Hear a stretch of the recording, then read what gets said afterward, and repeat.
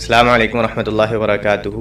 मैं तलहा इबाद और आज हम आए हैं डॉक्टर दानिश साहब के पास डीएस डेंटल क्लिनिक में।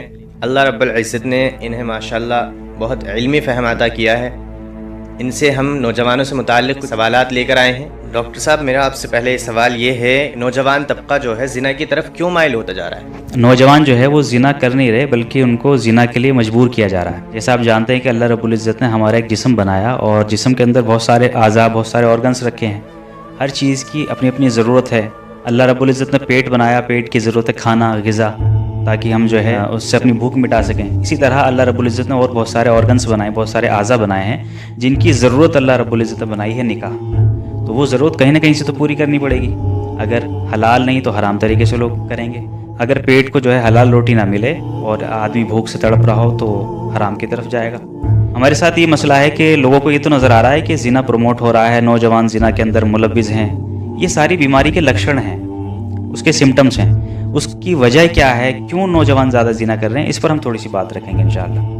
देखिए, सबसे पहले हम ये जानेंगे कि पहले के मुकाबले में और अब के मुकाबले में बहुत बड़ा बदलाव आया है। एक बदलाव ये आया है कि अब जो है शादियां ज़्यादा उम्र में होने लगी, पहले कम उम्र में हुआ करती थी। केमिकल का यूज़ बहुत ज़्यादा होने लगा है। आप जानते हैं कि खेती बाड़ी के अंदर ऑक्सीटोसिन नाम का एक इंजेक्शन है, उसका इस्तेमाल किया जाता है। सब्जी को ग्रो करने के लिए उसको इस्तेमाल किया जाता है। लेकिन वही सब्जी जब हम खाते हैं तो बच्चे जो है उनके जो आज़ा होते हैं, रिप्रोडक्टिव ऑर्गन्स होते हैं, वो बहुत जल्दी ग्रो कर जाते हैं। तो जो बच्चा 15-16 साल की उम्र में बालिग होना चाहिए, वो जो है 10-12 साल की उम्र में बालिग हो जाता है। बच्चों के रिप्रोडक्टिव ऑर्गन जल्दी डेवलप हो जाते हैं, तो फिर क्या होता है, बच्चे की जो जिस्मानी ख्वाहिश है वो बढ़ने लग जाती हैं, उसकी सेक्सुअल डिज़ायर्स बढ़ने लग जाती हैं। अब उसकी ज़रूरत के लिए इंतज़ाम कुछ भी नहीं किया। लड़के जो है जो 16 साल की उम्र में जवान होने चाहिए, वो 11-12 साल की उम्र में जवान हो जाते हैं। अच्छा, शादी आप बताइए किस उम्र में होती है उनकी? 30 के करीब पहुँच जाते हैं। अच्छा, अब वो 16 से और ये जो 14 साल बचे, अब इस 14 साल में वो अपनी ज़रूरत किस तरह पूरी करेगा? जैसे ही वो बालिग हो गया है तो उसके अंदर के रिप्रोडक्टिव ऑर्गन्स जो हैं वो कुछ डिमांड करने लगे हैं, उनको ज़रूरत महसूस होती है। लेकिन अब वो 14 साल कैसे अपनी ज़रूरत पूरी करेगा? नौजवानों के साथ नाइंसाफ़ी ये कर दी कि उनके लिए निकाह, जो हलाल अल्लाह रब्बुल इज़्ज़त ने रिश्ता रखा था, उसको हमने मुश्किल बना दिया। लेकिन अब शैतान ने क्या किया, शैतान ने जो है ज़िना को आसान कर दिया। आप देखिए, सोशल मीडिया, हर किसी के पास स्मार्टफोन है और उसके अंदर ज़िना के अड्डे खुले हुए हैं। आप देखिए किस किस तरह के ऐप हैं, डेटिंग ऐप्स जो है आ गए हैं। आप उसमें डालेंगे लोकेशन, आपके आसपास की लड़कियां जो है वो आपको मैसेज करना शुरू कर देंगी। अगर आपके पास ज़िना करने के लिए कोई स्पेस नहीं है, वो भी शैतान ने फराहम करा दिए। बहुत सारे होटल्स हैं इस तरह के, आप ऑनलाइन बुक करें, आपके जो है होटल्स बुक हो जाएंगे।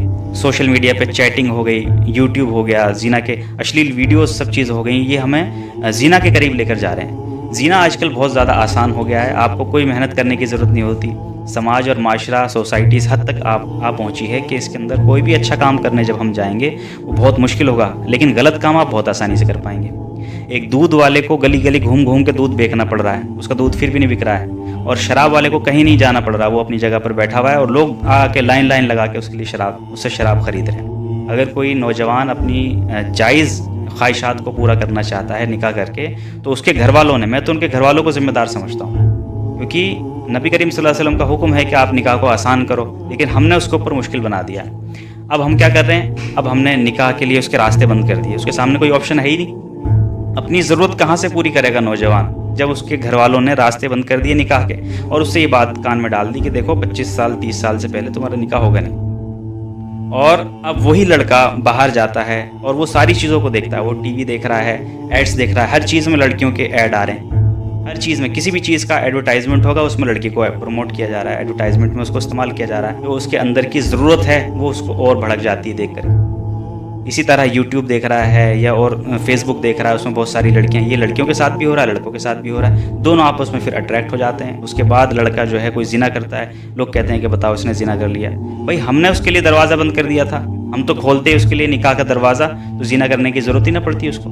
क्यों छुप छुप के घूमने की ज़रूरत पड़ती? जब वो निकाह करता तो जो है अपनी बीवी को आराम से बाइक पर बिठा के, कार में बिठा के ले जाता, कोई किसी को टेंशन ही नहीं होती। जो भी ज़रूरत महसूस होती है उसको, वो अपनी ज़रूरत पूरी कर सकता था। सारे रास्ते तो हमने बंद किए हैं ना, इसमें हमारी गलती, नौजवानों की कोई गलती नहीं है। ये बरादरी की बाउंडेशन किसने लगाई है? हमने लगाई है, अल्लाह रब्बुल इज़्ज़त ने नहीं लगाई। हमने लगा दी कि नहीं, एक बरादरी में अब एक लड़का है, वो दूसरी बरादरी का है, लड़की दूसरी बरादरी की है, अब वो आपस में निकाह करना चाहते हैं, दोनों मुस्लिम हैं, निकाह कर सकते हैं। लेकिन हमारे जो बरादरी के और बड़े बूढ़े जो सरपंच बने, वो कहेंगे नहीं जी बिल्कुल हराम है ये, मतलब उसको हराम समझते हैं बिल्कुल। अगर कोई कर ले तो हाय हाय हुई हुई करने लग जाएंगे। अब ये रास्ते तो हमने बंद किए, तो नौजवान तो जिना करेंगे। शैतान तो अपना काम करेगा। जो जायज़ तरीके से उसकी ज़रूरत पूरी हो सकती थी वो दरवाजे हमने बंद कर दिए, अब वो नाजायज़ की तरफ से तो जाएगा। इसमें नौजवानों का कोई कसूर नहीं है। मेरा आपसे सवाल ये है कि इस बीमारी को कैसे ख़त्म किया जा सकता है, यानी इस गंदगी से किस तरह से बचा जा सकता है? सबसे पहले हमें नौजवानों को बताना पड़ेगा कि आपके पास अल्लाह रब्बुल इज़्ज़त ने ऑप्शन दिया है निकाह का, आप उसको कर सकते हैं। हमें नौजवानों के वालिदैन को भी समझाना पड़ेगा कि अगर आपके बच्चे ज़िना की तरफ जाते हैं तो इसमें आपका कसूर है, क़यामत के दिन अल्लाह रब्बुल इज़्ज़त आपकी पकड़ करेगा। हमें उनको ये बताना है। हमें बताना है कि देखिए, बच्चे का पैर पे खड़ा होना कोई ज़रूरी नहीं है, आप उसका निकाह कराएं। एक लड़की कितना खर्चा करेगी? आप समझ रहे हैं कि जब तक बच्चा जो है 40-50 हज़ार रुपये नहीं कमाएगा महीने की, उसका निकाह नहीं कराएंगे। क्या लड़की इतना खर्च करती है? जब हमारे घर में कोई एक मेंबर मेहमान आ रहा है तो उसके लिए हम अलग से वॉशिंग मशीन, अलग से उसके लिए देगची, बर्तन, भगोने, ये सारी चीज़ें लेकर आते हैं क्या? एक ही मेहमान आ रहा है तो जो हमारे पास बर्तन मौजूद होते हैं उसी में खाना पेश करते हैं। कितना रोटी खा लेगा वो कि उसके लिए अलग से गैस सिलेंडर चाहिए, गैस चूल्हा चाहिए, और कितने कपड़े धुलेंगे उसके जो अलग से उसके लिए वॉशिंग मशीन चाहिए। एक लड़की तो आ रही है, बस कितना खर्चा बढ़ जाएगा। आमतौर पर इस टेक्निकल दौर के अंदर माँ बाप के पास इतनी कैपेसिटी तो होती है कि एक बच्ची की 2 रोटी और ऐड कर लें, जितना घर में खाना बनता है थोड़ा सा और एक्स्ट्रा हो जाएगा। सिर्फ कुछ खर्चे हैं, कुछ ज़रूरतें हैं निकाह के मौके पर, अगर वो पूरी कर दी जाएँ तो नौजवान जो है जल्दी शादी कर सकते हैं। और मैं खुद इसकी मिसाल हूँ। मेरी शादी जो है इंटर के बाद ही हो गई थी और मेरे वालिद ने फिर मेरा सारा खर्चा उठाया। मैं कॉलेज भी जाता था और मेरी शादी भी हुई थी। और ये भी गलत बात फैलाई जाती है कि शादी के बाद पढ़ाई नहीं होती। अल्हम्दुलिल्लाह मैंने डिग्री जो है शादी के बाद ही की है, बच्चे भी हो गए थे मेरे और मैं कॉलेज भी जाता था और मैंने पूरी ट्रेनिंग भी की, मुझे कोई मुश्किलात नहीं। वालिदैन अगर सपोर्ट करें आपको तो आपके लिए कोई मुश्किल नहीं है। अल्हम्दुलिल्लाह फिर मैं ज़िना से भी बच गया। और इसी तरह हम माँ बाप को समझाएं कि देखिए आप इस तरह कर सकते हैं, बच्ची का निकाह कराएं। अच्छा, बच्ची को भी एडमिशन कराएं, साथ साथ दोनों को भेजें, क्या दिक्कत है?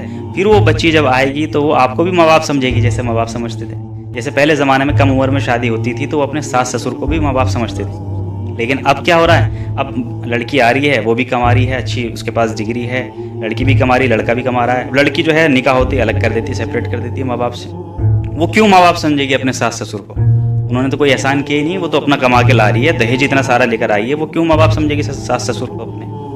तो कम उम्र में जब हम शादी करेंगे तो उस बच्ची को अब माँ बाप जो है उसको अपनी बेटी समझकर जो है रखें और बच्चे की ज़रूरत भी पूरी होगी। उस बच्ची का भी एडमिशन कराएं, साथ साथ वो पढ़ने जा सकते हैं, साथ साथ रह सकते हैं, कोई मुश्किल की बात नहीं। दूसरी बात ये करें कि हम वालिदैन को ये समझाएं कि जो बरादरी के ये रूल्स बना दिए गए हैं कि एक इंटरकास्ट मैरिज नहीं हो सकती मुस्लिम के अंदर, इस तरह की कोई बात नहीं है। और आप इन फिजूल की जो रस्म रिवाज जो आ गए हमारे ऊपर, इन सबको अवॉइड करके अपने बच्चे की ज़िंदगी पर फोकस करें।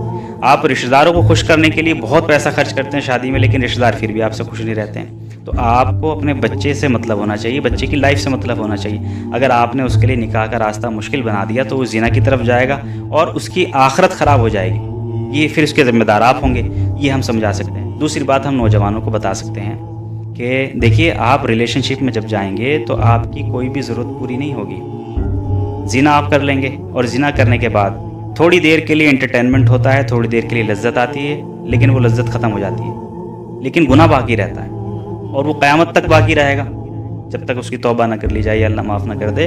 वो लज्जत ज़रा सी देर की होती है और गुनाह हमेशा के लिए हो जाएगा।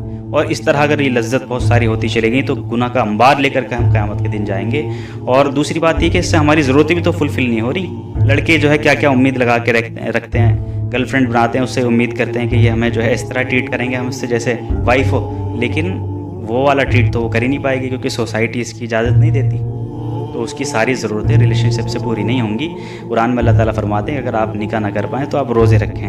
हम उनको बताएं कि आप अपने आप को पाक रखने के लिए, अपने नफ्स को कंट्रोल करने के लिए अल्लाह रब्बुल इज़्ज़त ने रोज़ा एक बहुत बेहतरीन जो है हथियार दिया है हमें। रोज़े का इस्तेमाल कर सकते हैं और अपने वालिदैन से भी बात करें कि हम जवान हो गए हैं और हमारा निकाह कराना चाहिए। लेकिन हमारे यहाँ पर अगर कोई इस तरह की बात शेयर करेंगे तो वालिदैन उसकी इतनी पिटाई करते हैं कि दोबारा से उसकी हिम्मत होती ही नहीं शेयर करने की। समझते हैं कि कोई बड़ी बदतमीज़ी बात कर दी। आप हलाल के दरवाजे खुद बंद कर रहे हो उसके लिए, तो वो हराम की तरफ जाएगा तो कहीं ना कहीं। पानी को आप रोक नहीं सकते, ऊपर से पानी बह रहा है, आप यहाँ बंद लगाओगे साइड में से निकल जाएगा, उधर बंद लगाओगे साइड से निकल जाएगा। आप क्या करें, पानी को रुख दे दीजिए जिधर आप मोड़ना चाह रहे हैं, वो पानी फिर उधर ही जाएगा जिधर आप ले जाना चाहेंगे। लेकिन आप उसको रोकने की कोशिश करेंगे तो रोकने वाला तो है नहीं वो। इसी तरह नौजवान है वो अपनी ज़रूरतें पूरी करेंगे, किसी भी तरह से करें, चाहे हराम करें हलाल, लेकिन अगर आपने हलाल का दरवाज़ा बंद कर दिया तो वो हराम के रास्ते से जाएंगे। ज़रूरत तो पूरी वो करेंगे ही करेंगे। ठीक है, ये इसमें हमारी मिस्टेक है कि हम उनके लिए रास्ते बंद करते जा रहे हैं सारे।